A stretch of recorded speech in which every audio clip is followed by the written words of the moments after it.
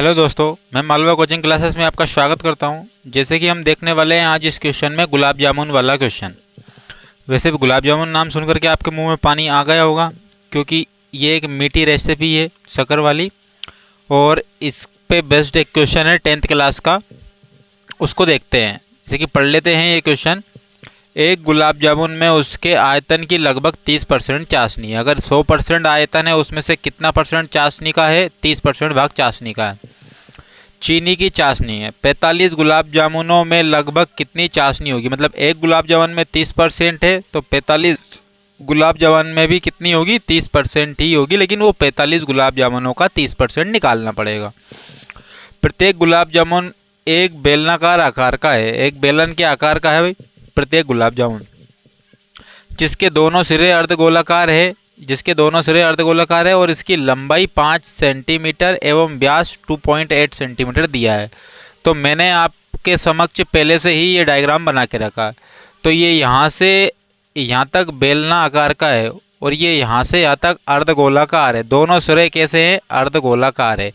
तो यहाँ से लेकर के यहाँ तक की दूरी कितनी बताइए? 2.8 सेंटीमीटर बताइए। 2.8 सेंटीमीटर बताई गई है, और मैंने यहाँ पर भी लिख के भी रखी है व्यास कितना है? 2.8 सेंटीमीटर है। तो यहाँ से हम बात कर लेते हैं। अगर बेलन का व्यास 2.8 सेंटीमीटर है, तो अर्धगोले का भी व्यास कितना होगा? यहाँ से यहाँ तक का वो भी 2.8 सेंटीमीटर का ही होगा। तो यहाँ पर हम पहले शब्दावली लिख लेंगे कि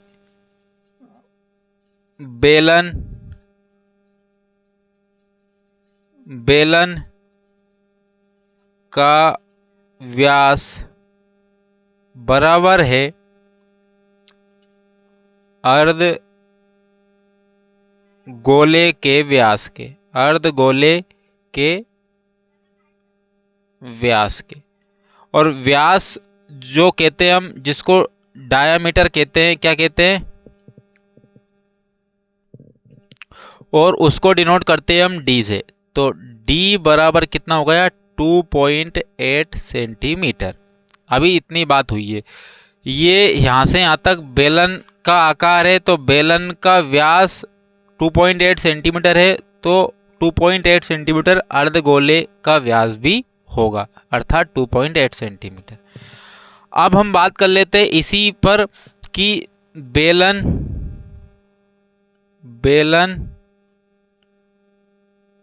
की त्रिज्या बराबर है अर्धगोले की त्रिज्या के। अर्धगोले की त्रिज्या के, अर्थात R बराबर 2.8 अपॉन में 2, क्योंकि 2.8 क्या है? ये व्यास है, और व्यास का आधा क्या होता है? त्रिज्या होती है, अर्थात 1.4 सेंटीमीटर हो जाएगा। अर्थात त्रिज्या कितनी हो गई? 1.4 सेंटीमीटर। बेलन की त्रिज्या भी 1.4 सेंटीमीटर है और अर्धगोले की त्रिज्या भी 1.4 सेंटीमीटर है। अब आगे कर लेते हैं बात। यहाँ पर त्रिज्या की बात हो गई, व्यास की बात हो गई। अब बात कर लेते हैं बेलनाकार की लंबाई। बेलनाकार की लंबाई, तो यहाँ पर लिखेंगे बेलनाकार की लंबाई। तो आप देखो, यहाँ से लेकर के यहाँ तक दूरी कितनी है? 5 सेंटीमीटर है। कितनी है? 5 सेंटीमीटर है। इसमें से माइनस कर देंगे, सिर्फ हमें इतना भाग चाहिए बेलनाकार का, इतना भाग। तो यहाँ से लेकर के यहाँ तक 1.4 इधर का है, और यहाँ से लेकर यहाँ तक 1.4 इधर का है। तो ये जो भाग है यहाँ से लेकर यहाँ तक, यहाँ से लेकर यहाँ तक, तो ये बीच का जो भाग है वो है बेलनाकार। तो यहाँ से 1.4 ये कम कर देंगे, और यहाँ से 1.4 ये कम कर देंगे, अर्थात 2 इंटू 1.4 कम कर देंगे। तो बराबर कितना आएगा? 5 माइनस इसका इंटू करेंगे तो कितना होगा? 2.8। अर्थात बेलनाकार की लंबाई, अर्थात इसको डिनोट कर देंगे हम किससे? एल से। किससे कर देंगे? एल से डिनोट कर देंगे। तो एल बराबर 5 में से 2.8 जाएगा तो 5 में से 2 गए तो कितने बचे 3, और 3 में से भी 8 जाएंगे तो कितने बचेंगे 0.8 जाएंगे तो 2.2 बचेगा। तो 2.2 सेंटीमीटर किसकी आ गई, बेलनाकार की लंबाई अर्थात एल आ गया। तो यहाँ तक हमने सारे के सारे क्या देख लिए हैं, यहाँ पर सारे के सारे जो मान हमने देख लिए हैं। अब हम निकालते हैं एक गुलाब जामुन का आयतन, एक गुलाब जामुन का आयतन निकालते हैं। तो सबसे पहले बात तो एक गुलाब जामुन का, तो गुलाब जामुन ये पूरा है यहाँ से लेकर के यहाँ तक, ठीक है ना। तो हम निकालेंगे यहाँ से एक गुलाब जामुन का आयतन, एक गुलाब जामुन का आयतन। अब आपको ये आयतन निकालना है या कुछ भी निकालना है तो उसके लिए आपको फॉर्मूला पता होना चाहिए, उसके लिए आपको फॉर्मूला पता होना चाहिए। तो यहाँ से देखो, यहाँ से यहाँ तक तो क्या है, यहाँ से यहाँ तक तो बेलन है। तो एक गुलाब जामुन का आयतन बराबर क्या होगा, बेलन का आयतन, बेलन का आयतन प्लस में एक अर्धगोला ये है, एक अर्धगोला ये है, तो 2 इंटू अर्ध गोले का आयतन, गोले का आयतन। अब आप बोल रहे होंगे ये 2 क्यों लगाया, क्योंकि अर्धगोला यहाँ पर एक ही यहाँ है और एक ही यहाँ है, तो इसलिए 2 अर्धगोले लिए हैं। तो 2 अर्धगोले मिलकर के क्या बन जाएगा, 2 अर्धगोले मिलकर के एक फुल गोला बन जाएगा।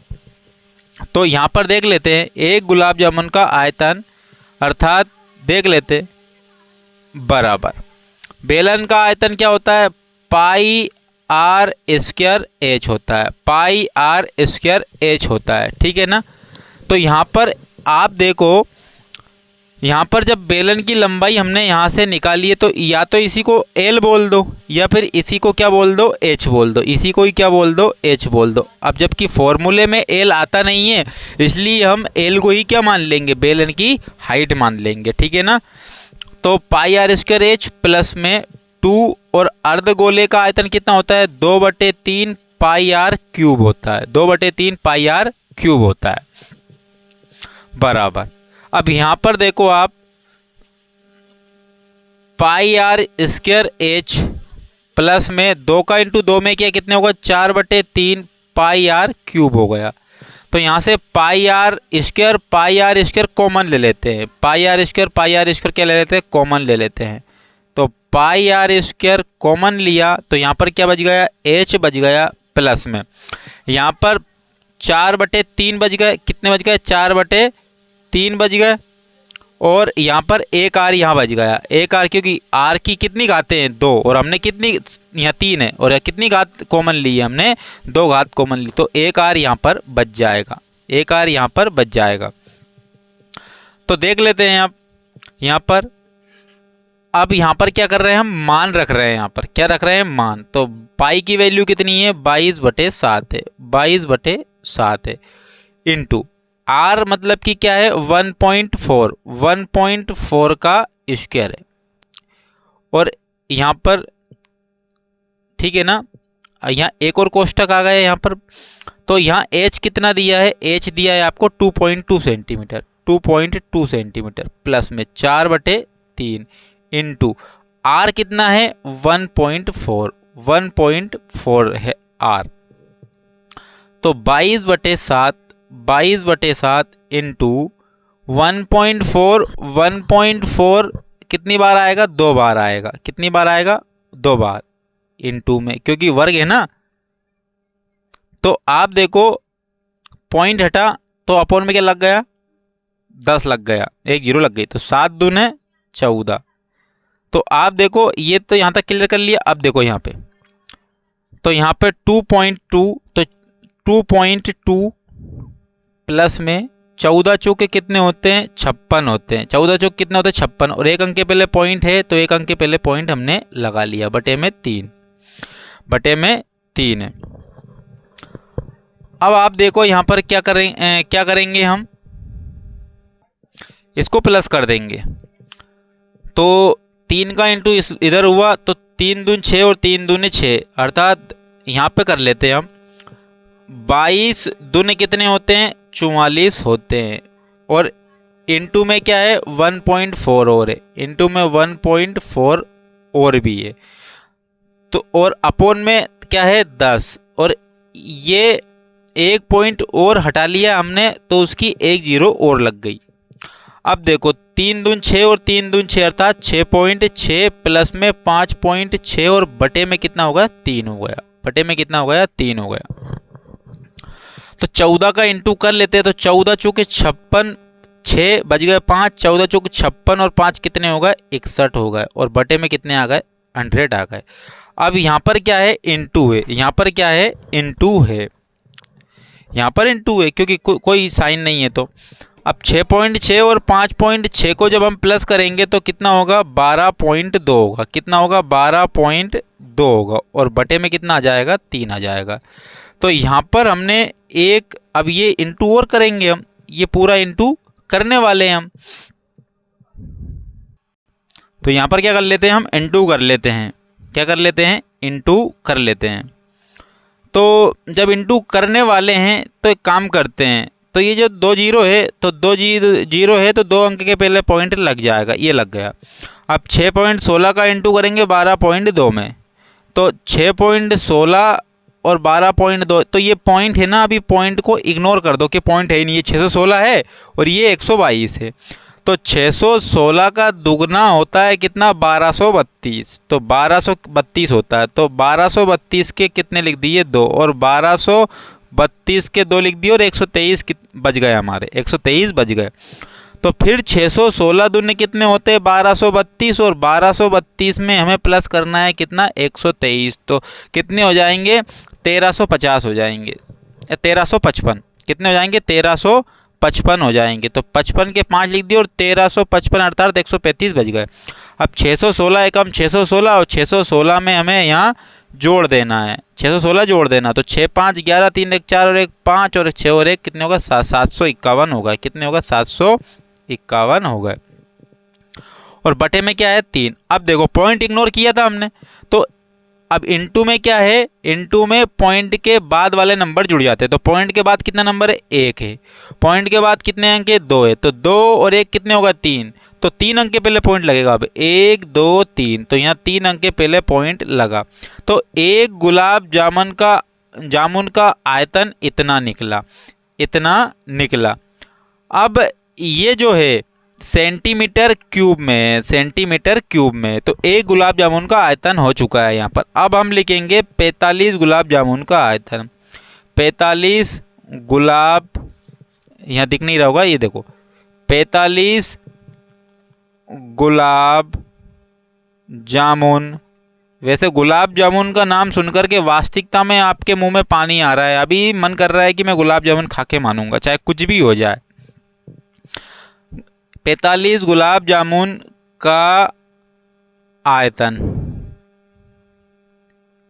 तो कितना हो जाएगा 45 गुलाब जामुन का आयतन, तो 45 इंटू एक गुलाब जामुन का आयतन 75.152 बटे में 3। अब ये हो गया। अब हम लिखेंगे 30% चाशनी, 30% चाशनी वाला भाग। तो आप देखो 30% चाशनी थी, तो परसेंट हटेगा तो अपोन में क्या लग जाएगा 100 लग जाएगा। इनटू में 45, इनटू में 45 और इनटू में 75.152 बटे में कितना था 3 था, बटे में कितना था 3 था। अब देखो 0 से 0 कैंसिल आउट हो गई, 0 से 0 कैंसिल आउट हो गई, और 3 से 3 कैंसिल आउट हो गए। अब क्या देखना है, अब देखना ये है कि 45 का इंटू कर देना है हमें, इसमें 45 का इंटू कर देना है, और इसके बाद हमारा आंसर आ जाएगा। अभी 10 बच रहा है यहाँ पर देखना। अब 45 का इंटू करेंगे 75.152 में, तो यहाँ कर लेते हैं 45 इंटू 75.152 और 3 तो हमने कैंसिल कर ही लिए, तो इंटू करेंगे तो 45 दूनी कितने होते हैं 190 होते हैं। इंटू करेंगे 45 दूनी कितने होते हैं 190, 190 की लगा दी जीरो और बच गया कितने 19। अब 45 पंजे कितने होते हैं तो 45 पंजे होते हैं 225, 225। अब 225 में 19 जोड़ देंगे, 225 में कितने जोड़ देंगे 19 जोड़ देंगे, तो 4 पंज 20 और 5 25 यानी कि 225 और 19 जोड़ दिए तो 200, तो 225 में कितने जोड़ दिए 19 जोड़ दिए, तो 225 में 19 जोड़ दिए कितने हो गए 244 हो गए। कितने हो गए 244। ये 45 दूर 90 हुए थे, जीरो लगा दी 9, 19 नहीं 9 बचेंगे 9, तो 225 में 9 जोड़ दिए कितने होगा 84। कितने हो गए 84, सॉरी 84 नहीं 34, 34 के 2 लिख दिए हमने, और 234 हुए थे 34 के 4 लिख दिए थे हमने, तो बच गए कितने 23 बच गए। 45 एकम 45 और 45 में आपने जोड़ दिए कितने 23, तो 45 55 65 68 होगा। कितने होगा 45 और 23 कितने होगा 68, 68 के कितने होगा 8, बच गया कितने 6। अब 45 पंजे वही 225 होगा और 225 में 6 जोड़ दिए तो 231 होगा, 31 का कितना लिख दिया 1 और बच गया कितने 23। 45 साते कितने होते हैं तो 4 साते 28 और 4 साते 28, 280 और 5 साते 35 यानी कि कितने हो गए 315 हो गए। अब 315 में 23 और जोड़ना है, 315 में 23, 5 3 8 3 338 होगा। कितने होगा 338 हो गए। अर्थात हमने देख लिया कि 33 81 8 84, 33 81 84। तो यहाँ पर देखो जब हमने ये इंटू किया तो कितना आया, ये आया ये 33 81 84। अब देखो अब क्या था 3 अंक के पहले पॉइंट था, एक जीरो और लगानी है हमें, एक जीरो और लगानी है क्योंकि ये जीरो थी ना। अब 1 2 3 अंक के पहले तो पॉइंट है, तो 1 2 3 अंक के पहले तो पॉइंट ये है, 3 अंक के पहले पॉइंट तो ये है, तो ये लगा दिया 1 2 3 अंक के पहले पॉइंट। और आपको पता है कि 10 और है हमारे पास, तो ये जीरो हटेगी तो 1 अंक के पहले पॉइंट और लग जाएगा।